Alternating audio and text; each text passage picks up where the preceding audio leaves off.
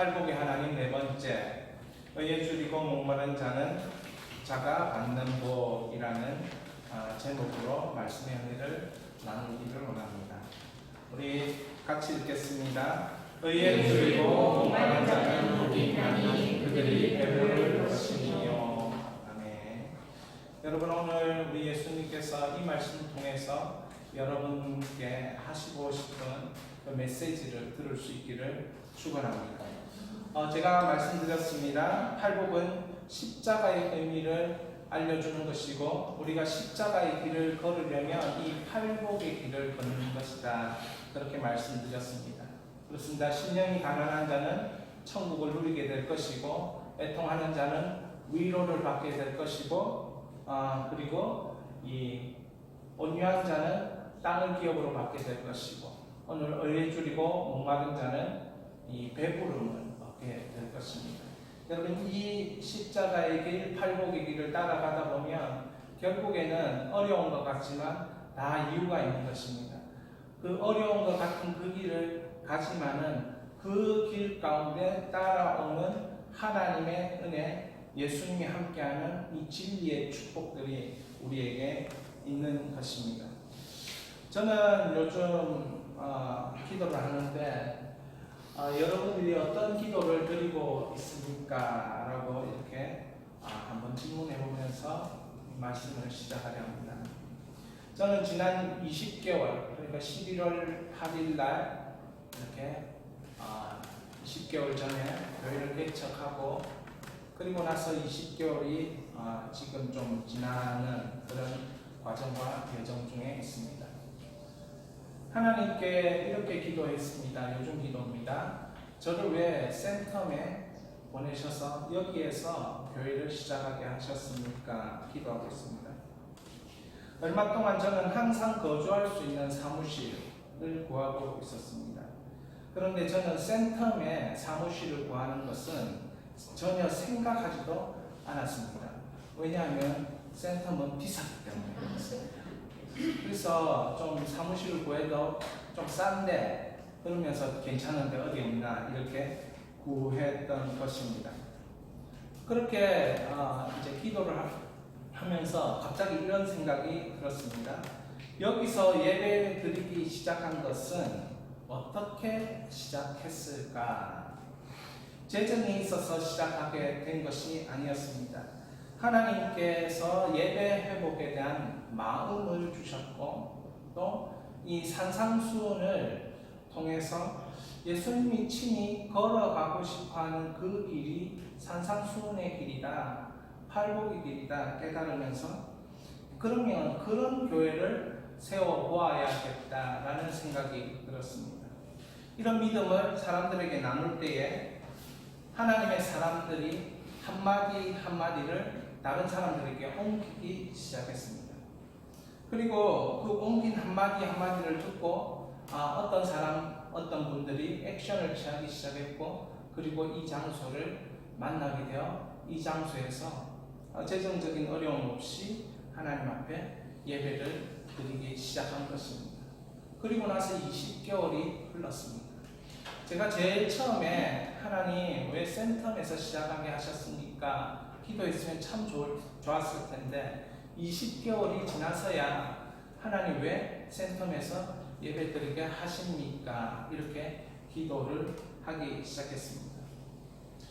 하나님께서 하나님에 대한 소원 주시고, 그 소원을 제 마음에 기도에 차고 넘칠 때 믿음의 사람을 통해서 일을 하셔서 이곳에 와서 예배를 드렸고, 그리고 이곳에서 예배를 왜 드리게 하셨는가? 라는 질문은 예배 드릴 때, 시작할 때 드린 것이 아니고 20개월이 지나서야 저번 주에 비로소 하나님께 센텀에서 왜 예배 드리게 하셨습니까? 이런 영적 과정을 이렇게 생각하면서 이런 질문을 드리고 기도하는데 하나님께 죄송한 마음이 들었습니다. 처음 시작할 때 그렇게 물어보지 못한, 여쭤보지 못한 그런 죄송함이 제 안에 있었습니다.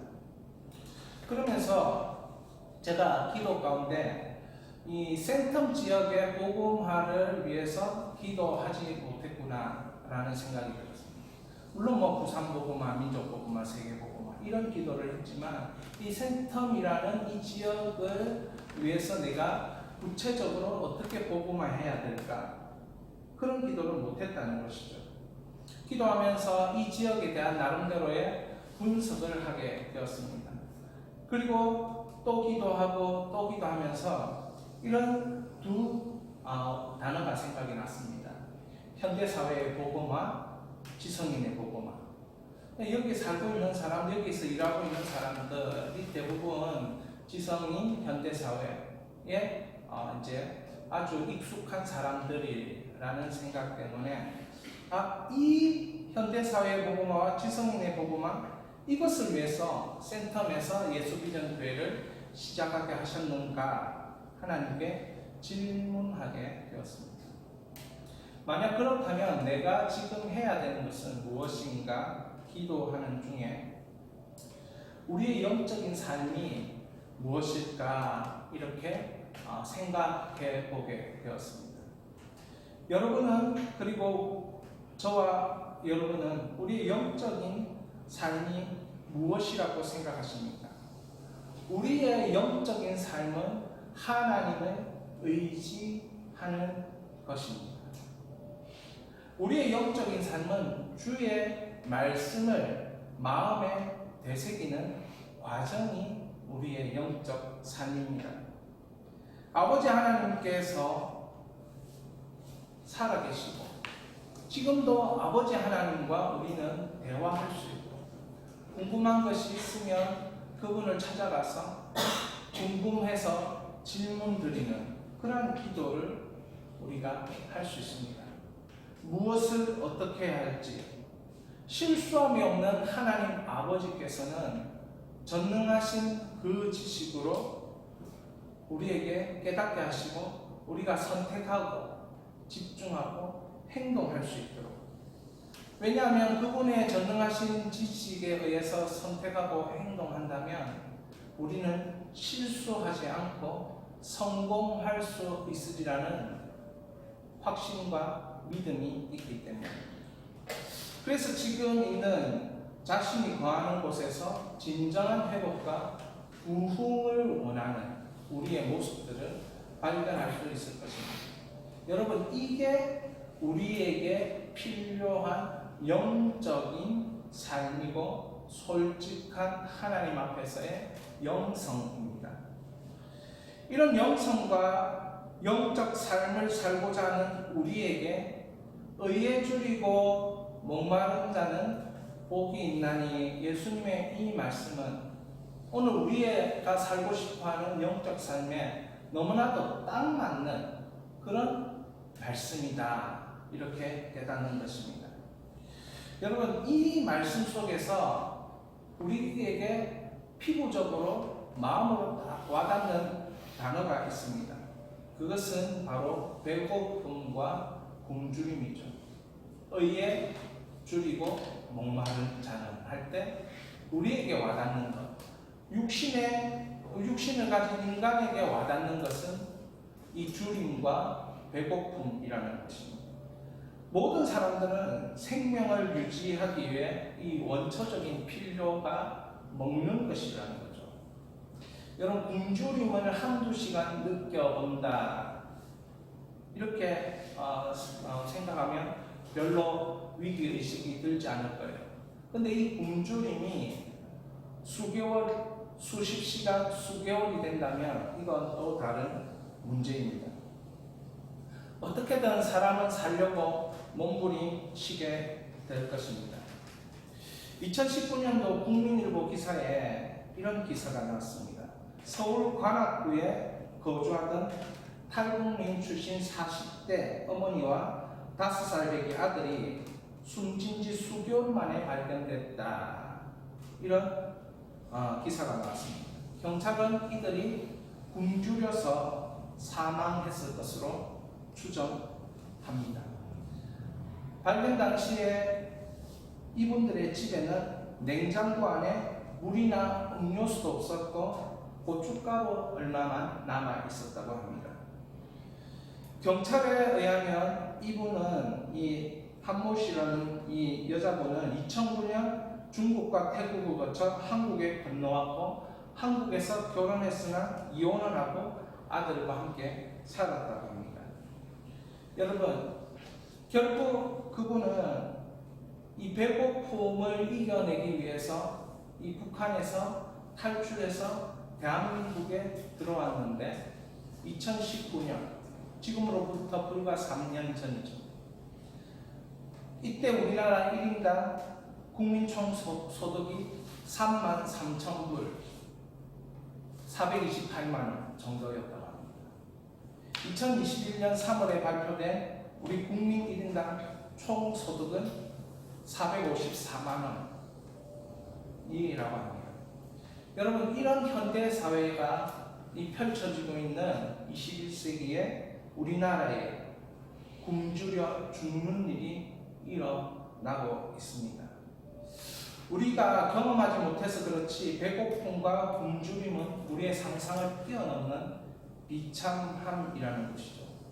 여러분, 장시간 지속적인 식량 부족으로 굶주림에서 사망하는 것을 우리가 기야라고 얘기합니다. 기야.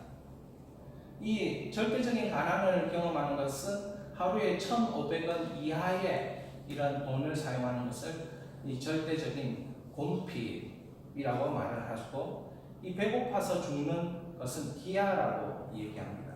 여러분, 이런 기야의 상태로 사람이 죽는 것, 우리 인류 사회에 지금 우리 인구들 중에 인류 인구에 째깍 5번 하면 한 사람이 기아로 죽는다고 합니다. 그러니까 1분에 11명이 죽는 꼴입니다. 여러분, 우리가 살고 있는 사회가 현대사회라고 말하고 과학사회라고 말하고 지성사회라고 말하지만 여전히 우리에게는 이런 아주 기초적인 문제가 우리의 육체를 괴롭히고 있음을 우리는 확인합니다. 여러분, 미국과 캐나다, EU가 합한 인구가 8억인데 여러분, 전 세계 8억 이상의 사람들이 굶고 있는 거예요. 그리고 영유아 사망 중에 3분의 1이 굶어서 사망하는 거예요. 이 사람들은 다 개발도상국, 후진국이라는 98% 거기서 살고 있는 것입니다. 이렇게 얘기합니다. 인간은 식량이 없으면 죽는 존재로 존엄성을 유지하기 위해 반드시 뭐가 필요하다? 식량이 필요하다. 여러분, 예수님이 왜 의에 줄이고 목마른 배고픔과 굶주림의 이 의에 대하여 말씀하셨는지 우리가 이 정도 이야기하면 눈치를 챌 수 있어야 됩니다. 이것이 얼마나 심각한 것인지, 의에 줄이고 굶주리지 않으면 안 된다고 말씀하는 것이죠. 니제르의 림보르 부렉이라는 마을이 있는데 이 아이들은 니제르의 아이들입니다. 죽을 함께 먹는 장면이에요. 이 죽이 뭐냐면 나뭇잎을 오랜 시간 삶아 소화가 잘 되게 만든 죽이라고 합니다. 아이들과 마을 주민들은 이 시간이 가장 소중한 시간입니다. 손꼽아 기다리는 시간이에요. 한겨레 신문에 나와 있던 것을 제가 읽은 적이 있는데 어떤 분이 책을 썼어요. 책을 썼는데 이런 죽을 하나 만드는데 우리 돈으로 250만 원이 아니고 250원이면 된다고 말하고 있습니다. 여러분, 우리는 지금 기아의 비참함을 설교 시간에 생각해 보려고 하는 것이 아닙니다. 육체적으로 기아의 비참함이 존재한다면 영적으로도 우리 영적 기아의 비참함이 존재한다는 것을 예수님이 말씀해 주고 있다는 것을 우리는 생각해 보려고 하는 것입니다. 종교개혁자 마틴 루터는 이 하나님의 의를 채우지 못하는 것에 대한 이 안타까움이 있었습니다. 그래서 항상 자신을 돌아볼 때 비참하게 생각했어요. 종교개혁자 마틴 루터 1517년에 이 95개조의 방방문을 비텐베르그 교회문 앞에 이렇게 못 박으면서 이제 기존 가톨릭 교회가 면죄부를 통해서 천국에 갈 수 있다. 아무리 생각해봐도 성경과 대치된 이야기고 성경에 없는 이야기고 성경을 거짓으로 이야기하는 것이다 깨달았기 때문에 이분은 그걸 붙이면서 이제 종교개혁의 출발점 그리고 이것이 중세 어두운 시대에 이 막을 내리게 만드는 사건이었다라고 말합니다. 이 루터의 아버지는 독일의 왕부로 태어났습니다. 그래서 루터를 조금 더 이 자기보다는 출세할 수 있는 길을 법과 대학에 진학해서 거기서 박사 과정을 밟고 그렇게 이제 살기를 원했어요. 그런데 어느 날 루터가 어느 지역에 갑니다. 발음은 잘 안 되지만 해보겠습니다. 슈토테른하임 그곳에 갔는데 번개가 치는 거예요. 번개가 치자마자 루터가 이렇게 외칩니다. 성안나여 나를 도우소서. 성안나여 나를 도우소서. 내가 신부가 되겠습니다. 이렇게 조용하게 얘기한 게 아니고 이 번개가 치니까 이 갑작스럽게 임한 그 두려움과 하나님의 음성이라고 생각을 한 거예요. 그러면서 이 성안나가 누구냐 하면 마리아의 어머니가 성안나인데 그 마리아의 어머니의 이름을 부르면서 자기를 도와달라고 우리 같으면 어떻게 했습니까? 하나님 우리를 도와주십시오 이렇게 얘기했을 텐데 오랜 동안 가톨릭 교회에 머물러 있었던 루터는 이제 잉여공로서 성인들의 삶은 우리의 삶에 있어서 우리를 구원할 수 있다라고 믿는 그 가톨릭 교회의 해설을 따라서 성안나가 자기를 도와줄 수 있고 자기를 지킬 수 있고 그래서 성안나에게 서원하고 외치는 것입니다. 내가 신부가 되겠다. 그리고 나서 2주 후에 아우스티누스 수도원에 루터가 들어가게 됩니다.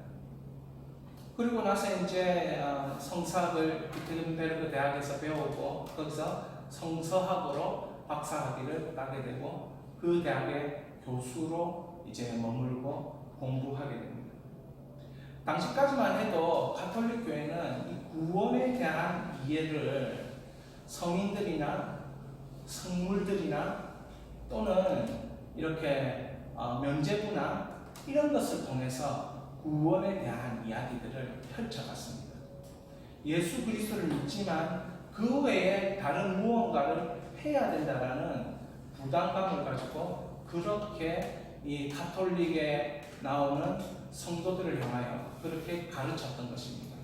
루터도 그 가르침을 받아들였고 그런데 자기가 가만히 성경을 연구하고 성사학 교수로 성경을 가만히 보니까 구원받는 것은 믿음으로 받는다는 것이죠.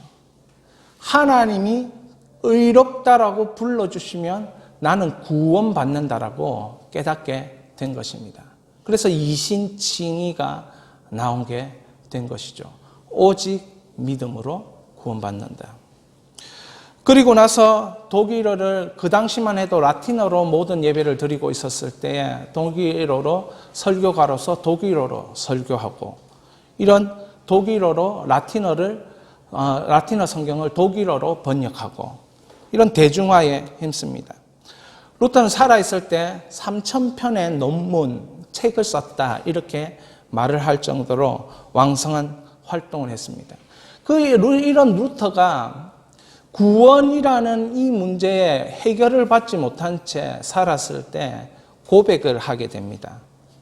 의에 대하여 너무 목마르고 왜 나는 하나님의 의를 만족시킬 수 없을까? 그런 안타까운 고백을 하면서 루터는 자신이 젊을 때 이렇게 이야기합니다. 나는 하나님의 의라는 말을 싫어했다. 하나님의 의는 그분 자신이 의롭고 또 그것으로서 죄인들과 불의한 자들을 벌하시는 의라고 생각했다. 나는 매우 극단적인 근심에 빠졌다. 왜? 구원받지 못했기 때문에. 그 양심을 가진 죄인이었다. 나는 죄인을 벌하시는 하나님이 무서워했고 싫어했다. 나는 불평했다. 하나님에게 화가 나 있었다. 나는 항상 불편한 양심을 가지고 분노하고 있었다. 누가 봐도 착실하게 계율을 철저히 지키는 수도사가 루터였습니다. 주위의 수도사들도 인정할 정도, 아구스티누스 그 수도에 인정할 정도의 수도사가 있다면 루터였습니다. 그런데 어찌된 셈인지 양심은 시간이 지나면 지날수록 구원에 대한 확신이 없고, 양심은 항상 나의 내면에 네가 옳게 한 것이 무엇이냐, 너는 아무리 통회하지만 충분치 않다라고 그렇게 루터를 정죄했던 것입니다. 그러면서 항상 빼먹었잖아 그렇게 말하는 거죠. 공경에 빠진 양심을 경험하면서 인간의 전통으로 치유될 수 없구나 루터가 깨닫게 됩니다. 그래서 루터가 1511년에 로마 라테란 성당이라는 곳에 가면 스칼라 상크타라는 빌라도의 계단이라는 28개의 대리석 계단이 있는데, 당시만 해도 가톨릭이 고행을 통해서 구원을 가르쳤기 때문에 그걸 무릎으로 올라가면 이 구원이 임한다라고 가르쳤습니다. 성지라는 게 있지 않습니까? 예루살렘이 성지인 것처럼 가톨릭의 성지는 로마이거든요. 로마로 이제 루터가 갔는데 그 가르침을 따라서 그 성당을 이렇게 무릎으로 기어 올라갔습니다. 라틴어로 주기도문을 외우면서. 한국말로 주기도문을 외웠으면 참 여러분들도 참 좋았겠는데 라틴어로 외우면서 올라갔어요. 다 올라갔는데 무릎 꿇고 오르면 그 가톨릭 교회의 가르침을 따라 고행을 하면 구원을 받는다 그렇게 말했는데 다 올라가도 구원의 확신이 없는 거예요. 자기 죄를 용서받았다라는 그게 확신이 없는 거예요. 기쁨과 평강이 임하지 않고 영혼에는 계속 불안해하는 자신의 모습을 발견한 것입니다. 이때 우리는 성령의 도우심이 없으면 이러한 상황 가운데서 탈출할 수가 없습니다. 여러분, 인식의 변화가 필요합니다. 성령의 빛이 우리의 인식을 바꾸어 주어야 하는 것이죠. 루터도 성령의 빛이 자신의 생활을, 자신의 이 깨달음을 바꾸는 작업이 필요했습니다. 함께 읽겠습니다. 보혜사 곧 아버지께서 내 이름으로 보내실 성령, 그가 너에게 모든 것을 가르치고 내가 너에게 말한 모든 것을 생각나게 하리라. 이사야 말씀입니다. 그 위에 여호와의 영, 곧 지혜와 총명의 영, 모략과 재능의 영, 지식과 여호와를 경외하는 영이 강림하리니. 여러분, 뭔가 깨달아지지 않고 계속 불안하고 답답하고 정말 뭔가 아직도 갇혀있다라고 생각하는 우리의 모습이 있다면 성령의 도우심을 구해야 되고 성령의 빛이 우리 가운데 임해야 되는데, 그때는 우리에게 수없는 질문을 하게 되어 있어요. 예를 들면 이런 질문이에요. 우리 같이 한번 읽어봅니다. 내가 죄사함을 받기 위해 무엇을 해야 되는가? 내가 어떻게 거룩하신 하나님을 우러러 볼 수 있는가? 나같이 죄인이 하나님과 화목할 수 있는가? 이런 질문들을 루터는 계속했던 것입니다. 자기가 신학 박사였는데 해결이 안 되는 거예요. 구원에 대해서. 이 기독교 발전의 역사 보면 초대교회의 가장 첨예한 관심은 기독론이었습니다. 예수 그리스도를 아는 것. 예수 그리스도로 구원받는 것, 이런 것이에요. 중세시대가 넘어오면서 교회론에 관심이 많았습니다. 공교회, 보편교회, 그리고 현대사회가 되면서부터 성령님에 대해서 관심이 많게 되었어요. 그것이 불과 1900년대 일입니다. 웨일즈의 대부흥이라든지 이 평양의 대부흥이라든지 이런 부흥, 아주사의 대부흥이라든지 이런 부흥을 통해서 성령 하나님은 누구인가라는 관심이 많았다는 것이죠. 1500년대 이 루터 당대의 이 관심은, 루터는 무엇이었냐면 가톨릭이 말한 것이 성경에 나오는 것과 전혀 다른 것을 말하더라는 것입니다. 로마가 성지라고, 가톨릭의 성지라고 가보았더니 로마에 있는 그 권력을 가진 수도사들과 성직자들이 너무나도 부패해 있었던 거예요. 말하기는 좀 하지만 그 성직자들이 사창가를 찾아가는 것도 루터가 보게 된 거예요. 그러니까 성경과는 너무나도 배치되는 모습을 보면서 그들이 말하는 구원이 바로 이거냐? 라는 질문을 던지면서 결국에는 성경을 통해서 루터는 답을 찾고 깨달음을 얻은 것입니다.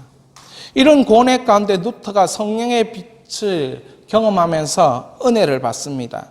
그것이 의에 대한 루터의 깨달음인데 바로 그거죠. 우리 같이 한번 읽어봅니다. 루터는 하나님이 우리에게 선물로 주신 의, 그 의는 내 안에서 생기는 의가 아니다. 하나님께서 주시는 의다. 입혀 주신 의다. 바울은 오직 예수 그리스도로 옷 입고 이 단어를 자주 사용합니다.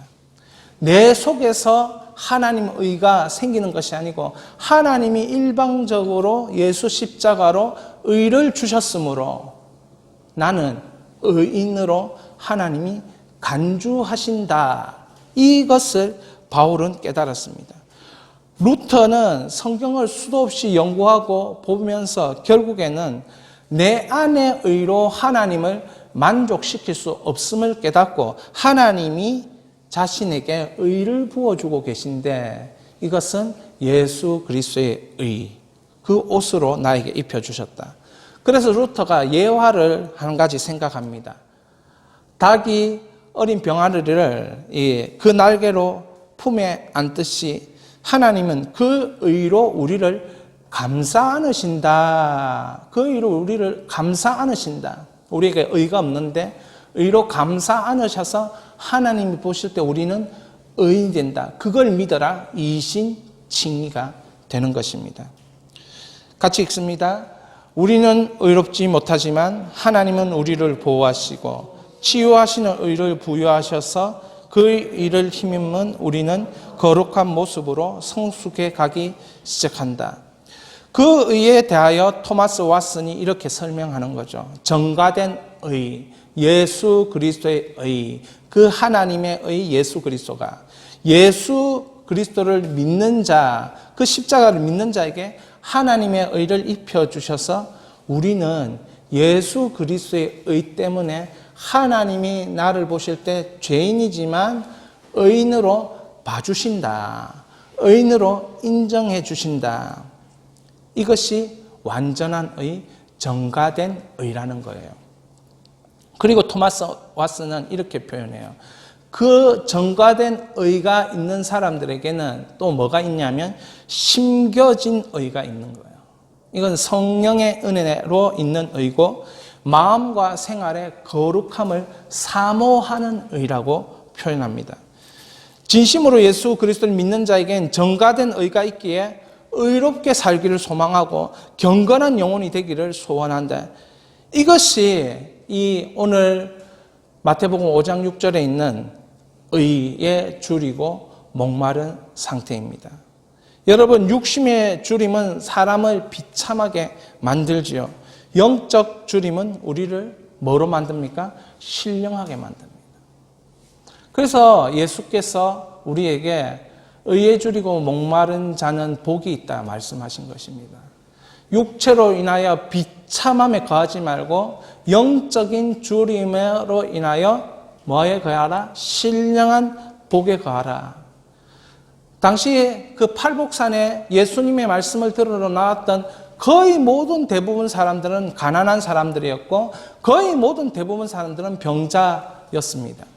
그러니 그 사람들은 비참한 사람들이고 그 사람들은 삶을 더 이상 살 수 있는 용기가 없는 사람들이었습니다.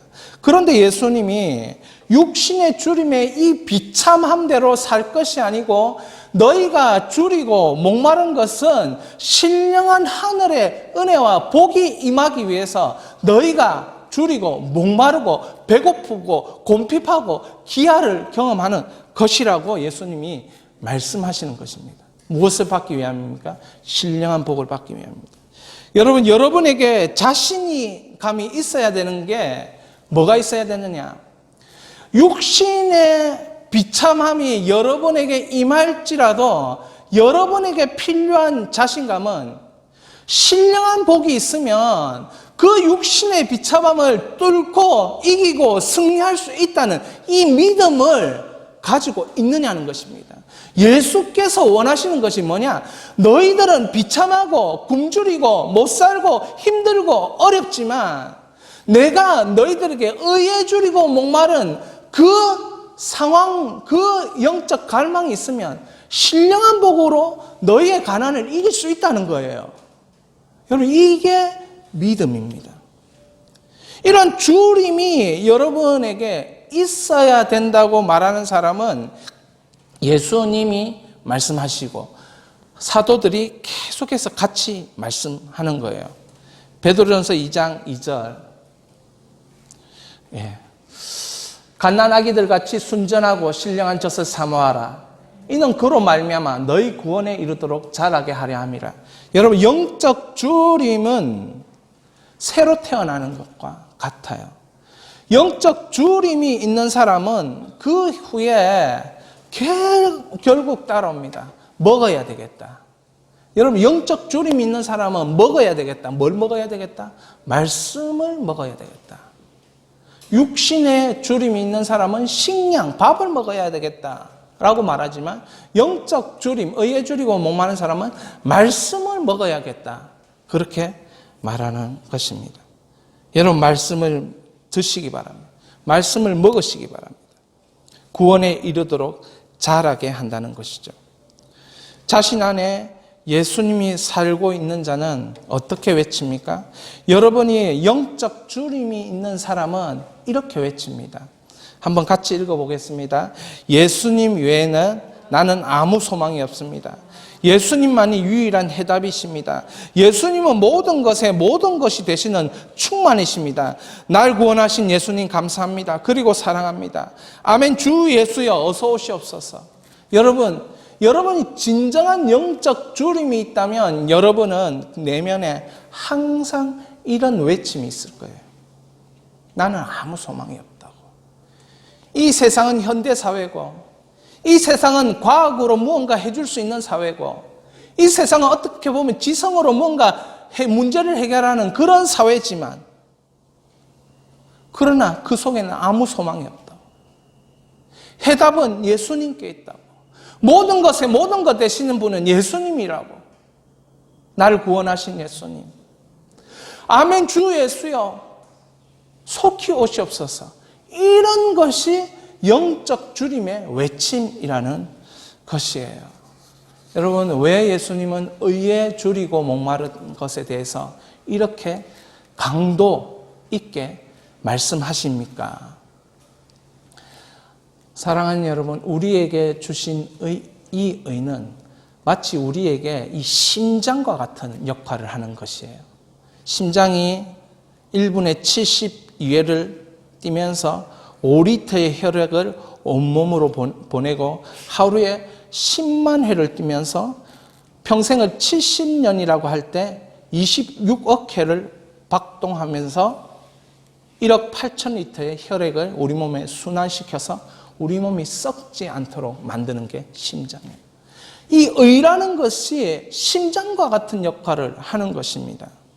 하나님의 디자인인데 이게 뭐냐면 복음 속에는 하나님의 의가 들어가 있어요. 바로 예수 그리스도를 말합니다.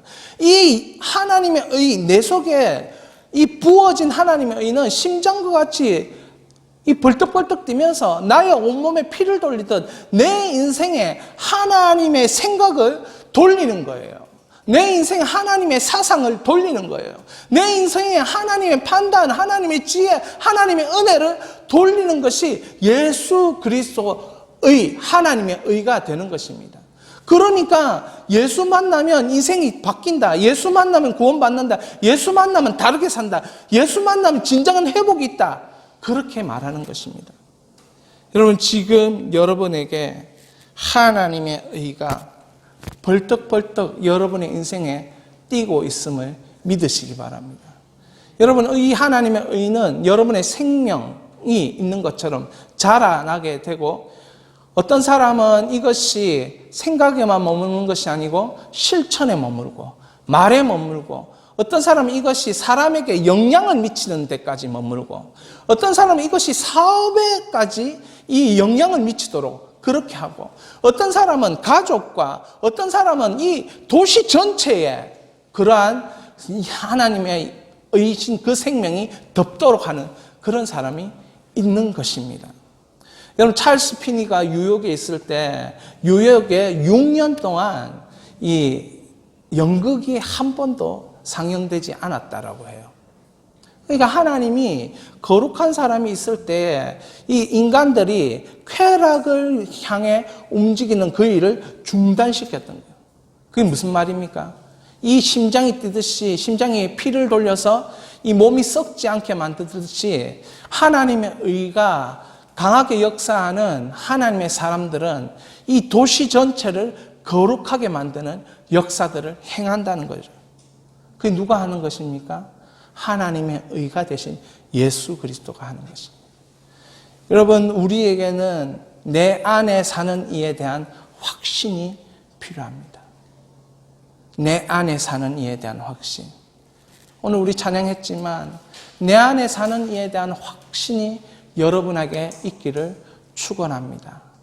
그렇게 되면 이 피가 여러분의 몸을 썩지 않게 하듯이 도는 것처럼 하나님의 의가 여러분의 인생 가운데 계속 박동처럼 뿜어져 나오고 돌게 되고, 썩어져 있는 곳을 다시 재생시키고 회복시키고 새롭게 하고 하나님 열매를 만들고 마치 생수의 강이 흘러넘치는 그런 은혜가 임할 것이에요.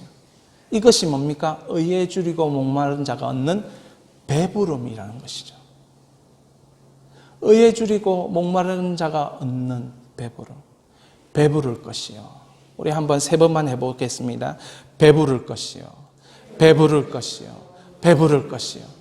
예, 예수 그리스도의 의로 배부르게 될 줄 믿습니다. 우리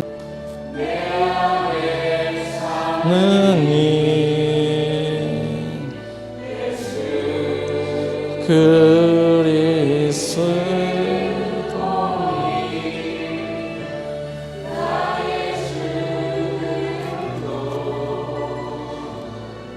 유익함이라. 우리 이 시간 기도하겠습니다. 여러분, 저는 이 설교를 준비하면서 하나님께서 의를 돌리고 있는 것이구나, 우리 인생을 통해서 하나님은 의를 돌리고 계시는구나, 이제 알겠다 깨닫게 되는 것입니다. 사랑하는 여러분, 여러분이 인생을 사는 이유는 이 비참한 세상에 하나님의 의가 되시는 예수 그리스도의 그 복음의 피를 돌려서 모든 곳을 살리는 것이 여러분의 삶의 의미고 존재 이유인 줄 믿으시기 바랍니다. 그렇다면 이제 깨닫는 것입니다. 하나님의 의를, 예수 복음의 피를, 십자가의 피를 돌리는 믿음의 사람으로 살아야겠구나.